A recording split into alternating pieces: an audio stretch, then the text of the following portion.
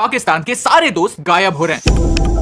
पाकिस्तान सबसे बेकार economic crisis से गुजर रहा है और इस देश को कोई भी मदद करना नहीं चाहता। पाकिस्तान के लिए धीरे धीरे मदद के सारे रास्ते बंद होते हुए दिख रहे हैं। Pakistan is not getting a bailout. Pakistan is going through its worst economic crisis in years. Inflation is at a 50-year high and food has become unaffordable for millions. This country continues to implode. लेकिन क्यों America, China, Saudi जैसे देश पाकिस्तान को पैसा देने से डर रहे हैं? पाकिस्तान इस क्राइसिस में अकेला क्यों खड़ा? समझते हैं आज के जय हिंद दोस्तों। जो वीडियो मैं आप लोगों को दिखाने जा रहा हूं बहुत ही सीरियस टॉपिक पर है, यानी कि जो फिलहाल पाकिस्तान की सिचुएशन है कभी भारत की भी हो सकती है, क्योंकि भाई कहा जाता है अगर आप खुद गलती कर करके सीखोगे तो आपकी उम्र कम पड़ जाएगी। तो इसलिए जो दूसरे गलती कर रहे हैं उनकी गलतियों से आपको सीखना चाहिए। तो आप लोग कह रहे हैं वीडियो को देखने के बाद जरूर रखें और वीडियो को लाइक जरूर करें। और भाई ये चैनल है जो एक नॉलेज का पिटारा है। तो वीडियो शुरू करते हैं।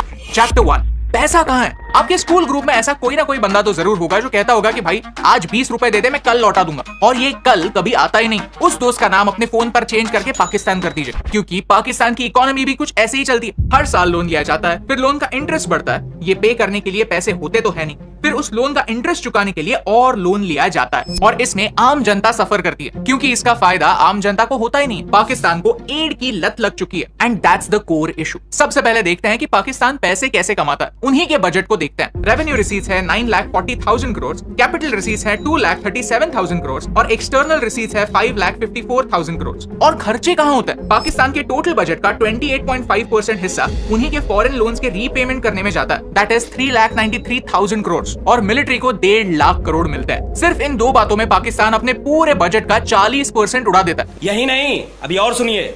तो बाकी कामों के लिए पैसा बचेगा क्या? घंटा। यही लोन के हफ्ते चुकाने के लिए पाकिस्तान नए नए लोन्स लेता है। अब ये बात IMF अच्छी तरह से जानता है और ये बात जानते हुए भी अब IMF पाकिस्तान की 23वीं बार मदद करने जा रहा है। लेकिन IMF डिसाइड कैसे करता है कि किसकी मदद करनी है और किसकी नहीं? इस बेल आउट के दो पार्ट्स होते हैं। एक होता है टेक्निकल रिव्यू और दूसरा होता है staff level review. Technical review में पाकिस्तान ऑलरेडी पास हो चुका है। 2019 में फॉर्मर PM इमरान खान ने IMF से $6 बिलियन का बेल आउट मांगा था और इसमें से $1.1 बिलियन रिलीज भी हुए। लेकिन जब भी IMF पैसा देता है तब वो आपके सिस्टम में इंटरफियर करना स्टार्ट करता है, कुछ कंडीशंस लाता है। IMF ने पाकिस्तान को पैसा दिया, लेकिन एक शर्त पर कि आप इन पैसों का इस्तेमाल रेवड़ी पॉलिटिक्स में मत कीजिए। रेवड़ी पॉलिटिक्स यानी सब्सिडीज, फ्रीबीज। अक्सर सरकार इंपॉर्टेंट चीजों के प्राइसेस कंट्रोल करने के लिए सब्सिडीज देती है। जब तक महंगाई कंट्रोल में है लोग खुश। और इमरान खान ने IMF के पैसों के साथ कुछ ऐसा ही किया। IMF से पैसा लिया और लोगों को सब्सिडी देकर पॉपुलर बनना चाहा।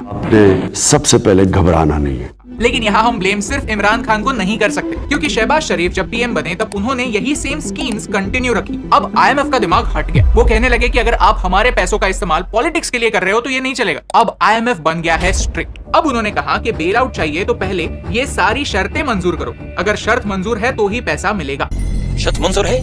आप वीडियो पॉज करके ये सारी शर्तें पढ़ सकते हैं। प्लस IMF ने कहा है कि भाई टैक्स बेस बढ़ाओ। आपके बहुत कम लोग हैं जो टैक्स पे करते हैं, तो आपको अगले साल लोन की किस्तें भरने के लिए पैसा कहां से आएगा? आप फिर से आओगे लोन लेने के लिए। At the same time IMF ने यह भी कहा है कि इन्फ्लेशन 5 से 7% तक ही रखो। वही इन्फ्लेशन जो आज 35% तक पहुंच गया। पाकिस्तान के पॉइंट ऑफ व्यू से देखा जाए तो यहाँ कुआ है तो वहां पर खाई। इन्फ्लेशन कम करने के लिए सब्सिडी तो देनी पड़ेगी, जो IMF को मंजूर नहीं है। और अगर अपना इनकम बढ़ाने के लिए एग्जिस्टिंग सब्सिडीज को कैंसिल कर दिया तो लोग पागल हो जाएंगे। और IMF को ये सब पता है, लेकिन वो काफी स्मार्टली प्ले कर रहा है। पैसा देने से मना नहीं कर रहा, लेकिन डीले जरूर कर रहा है। ऐसी शर्तें रख रहा है जो शायद पाकिस्तान के लिए अनएक्सेप्टेबल हो, क्योंकि उन्हें ये पता है कि पाकिस्तान के पास ज्यादा समय नहीं है। एक टाइम आने पर उन्हें ये सारी शर्तें एक्सेप्ट करनी ही होंगी। सही बात है। चैप्टर 2, ये दोस्ती हम नहीं तोड़ेंगे। पाकिस्तान के कुछ दोस्त बहुत पैसे वाले हैं, जैसे सऊदी अरेबिया, UAE, कतर, और उन्होंने प्रीवियसली पाकिस्तान की मदद भी की है। आइए देखते हैं कितनी, कितनी। शुरुआत करते हैं सऊदी से। 2018 में उन्होंने $6.2 बिलियन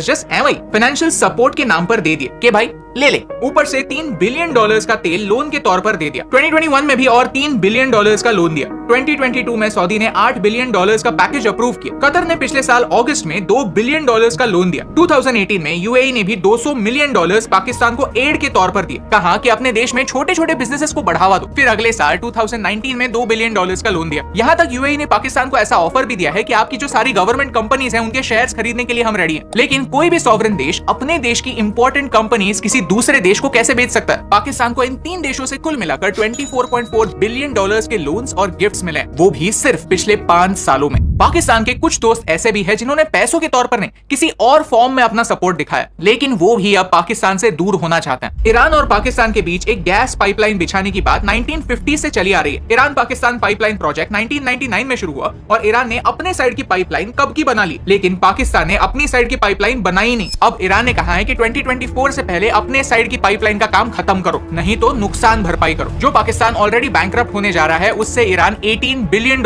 की फाइन वसूलने वाला है। फनी पार्ट यह है कि इस पाइपलाइन प्रोजेक्ट का हिस्सा भारत भी बनने वाला था, लेकिन भारत डर गया। उसे लगा कि इस पाइपलाइन में से गैस के बदले टेररिस्ट आने लगे तो हम इस डील से निकल गए और एक तरह से अच्छा ही हुआ, नहीं तो आज हम भी अटक जाते। लेकिन ये सारे देश फीके पड़ जाते हैं जब हम पाकिस्तान के बड़े भैया चाइना की बात करते हैं। चैप्टर 3, सबसे बड़ा गुंडा। पाकिस्तान को सबसे ज्यादा मदद अपने इस वीडियो के गुंडे ने यानी चाइना ने की है। पाकिस्तान ने सबसे ज्यादा लोन्स चाइना के कमर्शियल बैंक से लिए। नंबर्स की बात की जाए तो पाकिस्तान ने चाइना से $30 बिलियन का कर्जा लिया। इसमें से एक बड़ा पोर्शन सीपेक यानी चाइना पाकिस्तान इकोनॉमिक कॉरिडोर के प्रोजेक्ट्स के लिए था। लेकिन चाइना है सुपर स्मार्ट, उन्होंने पाकिस्तान को पैसे तो दिए, लेकिन कहा कि सारे कॉन्ट्रैक्ट्स एक चाइनीज कंपनी को ही मिलने चाहिए, यहाँ चाइनीज वर्कर्स ही काम करेंगे। इनफैक्ट आप सीपेक के लिए यूज होने वाले सारे पैसे एक चाइनीज बैंक में ही रखो, यानी चाइना का फायदा ही फायदा। उन्हीं के पैसे से उन्हीं के कंपनी का प्रॉफिट होता है, उन्हीं के लोगों के लिए जॉब्स बनते हैं और एक दूसरे देश में अपना प्रेजेंस भी बढ़ता है। इस पर एक पूरा डेडिकेटेड वीडियो बनेगा जरूर। चैप्टर 4, तो प्रॉब्लम क्या है? अब जिन अलग अलग पार्टीज ने पाकिस्तान को प्रीवियसली मदद की है, वो 3 ब्रॉड रीजंस की वजह से की। एक है ह्यूमैनिटेरियन ग्राउंड्स पे, जैसे कि IMF ने,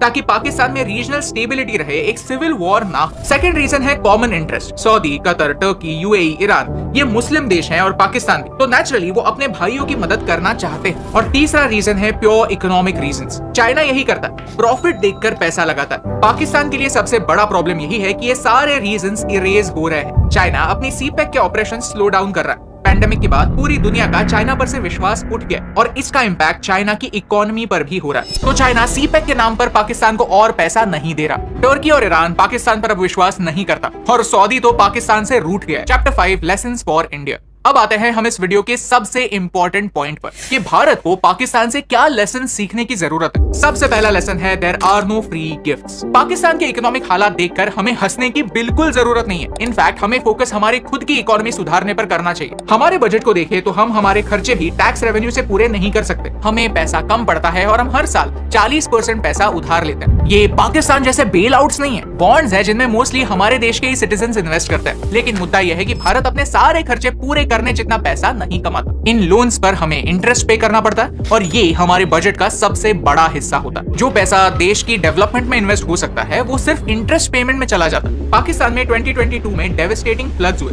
They were called the worst floods in a century. In floods की वजह से पाकिस्तान की इकोनॉमी प्रॉब्लम्स में आई। कल जाकर अगर इस लेवल की किसी नेचुरल कैलामिटी का भारत को सामना करना पड़ा तो शायद भारत के पास भी उतने पैसे ना बचे। It is said that loans steal the resources of the future. हम अगर कल के रिसोर्सेस आज ही खर्च कर देंगे तो कल हमारे पास पैसे नहीं बचेंगे। दूसरा लेसन यह है कि हमें गरीबी के साइकिल से निकलना पड़ेगा। वीडियो की शुरुआत में हमने देखा कि IMF अब पाकिस्तान के साथ स्ट्रिक्टली बर्ताव कर रही है क्योंकि पाकिस्तान का ट्रैक रिकॉर्ड खराब है। डिप्लोमैट का यह आर्टिकल कहता है कि जब भी पाकिस्तान में कोई नई सरकार आती है उनका पहला मूव यही होता है कि कटोरा लेकर दूसरे देशों के पास जाए और मदद की भीख मांगे। पाकिस्तान आज एक विशियस साइकिल में अटक चुका है। देश में प्रॉब्लम्स हैं, इसीलिए देश में गरीबी है। लोग गरीब है तो टैक्स से पैसा नहीं आता, पैसा नहीं आता तो IMF से लोन लेना पड़ता है। ये लोन इन्हीं गरीब लोगों को खुश रखने के लिए, टेम्पररीली शांत करने के लिए सब्सिडीज के रूप में खर्च होता है। लेकिन क्या इससे गरीबी कम होती है? बिल्कुल नहीं। हम कब सीखेंगे कि सब्सिडीज एक बैंड एड की तरह एक टेम्पररी सोल्यूशन है। भारत भी फ्री का पानी, फ्री की इलेक्ट्रिसिटी, फ्री का राशन जरूर देता है, लेकिन इसका सारा फायदा करप्शन खा जाता है और गरीब लोग गरीब ही रहते हैं। इस मामले में भारत पाकिस्तान से डिफरेंट नहीं, बस थोड़ा सा लकी है कि हमारे पास थोड़ी बहुत बड़ी इंडस्ट्रीज हैं। ऑनेस्ट सैलरी देने वाले लोग हैं जिन्हें टैक्स कट कर ही पैसा हाथ में आता है। यह है देश का वर्किंग क्लास जो देश को चलाता है, अपने कंधों पर 1.4 बिलियन इंडियंस की रिस्पॉन्सिबिलिटी लेता है। The third lesson for Bharat is हमें हमारा इनकम बढ़ाना होगा। इनकम यानी देश का रेवेन्यू। फोकस मैन्युफैक्चरिंग पर करने की जरूरत। जब भी हम शॉपिंग करने जाते हैं तो एक चीज जरूर देखते हैं कि प्रोडक्ट बना कहां पर। पेंडेमिक से पहले सारी चीजें चाइना से आती थी, अब सिचुएशन बदल रही है, मेड इन चाइना चीजें कम हो रही है, लेकिन ये चीजें बन कहां रही है? भारत में नहीं, वियतनाम में। सोचिए, हमारा मैन्युफैक्चरिंग सेक्टर इतना टूटा हुआ है, इतना ब्रोकन है कि हमें किसी दूसरे देश से इंपोर्ट करना सस्ता लगता है। मेरी पर्सनली यही कोशिश रहती है कि ज्यादा से ज्यादा इंडियन प्रोडक्ट्स हम ढूंढे और उन्हें ही खरीदें ताकि मैक्सिमम रेवेन्यू किसी भारत की कंपनी को मिले। टूरिज्म, फार्मास्यूटिकल्स, क्लोथिंग, इन सारी इंडस्ट्रीज में भारत को बेहतर बनना ही होगा। बाहर से पैसा भारत में लाना होगा एंड मोस्ट इंपॉर्टेंटली भारत का कम से कम पैसा कैसे भारत के बाहर जाए तो भाई ये वीडियो है एक तरह से भाई साहब आप जो मजाक में लेते थे ना भाई पाकिस्तानियों के हैं जो भाई मजाक वाली इंटरटेनमेंट वीडियो होनी चाहिए, ये स्थिति भाई साहब किसी भी देश पे आ सकती है। यानी कि ठीक है तो अच्छे देश है, यानी कि भाई चाइना था, कोविड के बाद चाइना को आज कोई पूछ नहीं रहा है। और भारत के अंदर जो भाई बोलते हैं ना ये एक तरह से भाई उनको मिर्च भी लग सकती है भाई, जो कई बार इकट्ठे होकर बोलते हैं कि भाई हमारा लोन माफ़ कर दो, हमारे कर्जे माफ़ कर दो, वो कहीं ना कहीं भाई घूमकर आप लोगों की जेब से ही निकलता है। यानी कि भाई इस जेब से पैसा निकालते हो, इस जेब में डालते हो, तो पैसा इस जेब से भी जरूर निकला है। तो ये वीडियो हर भारतीय को देखनी चाहिए। और जो आप शोरूम वगैरह में जाते हो, जो ब्रांड के पीछे लगे थे उसको छोड़ दो, आप जो भी चीज़ देखो मेड इन इंडिया देखो, क्योंकि भाई आप जो भी खरीदते हो इनडायरेक्टली आप दूसरे मुल्क दूसरे देश को पैसा अपना दे रहे हो। तो भारत का पैसा भारत में ही रहना चाहिए, तभी भारत आगे बढ़ेगा। आप लोग क्या राय कमेंट सेक्शन में रखें। जय हिंद, जय भारत, जय श्री राम।